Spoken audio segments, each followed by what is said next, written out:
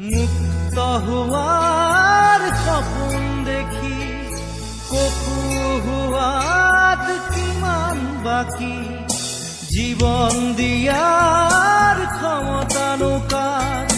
জীৱন লোৱাৰ ক্ষমতা অপাৰ জন্ম লোৱাৰ অৰ্থ বিশাল অৰ্থ নৰল হ'ল মহাকাল শিশুৰ মুখৰ হাঁহি কেতিয়াকে ঘূৰি আহি শিশুৰ মুখৰ হাঁহি কেতিয়াকে ঘূৰি আহি আদৰিব নৱ প্ৰভাত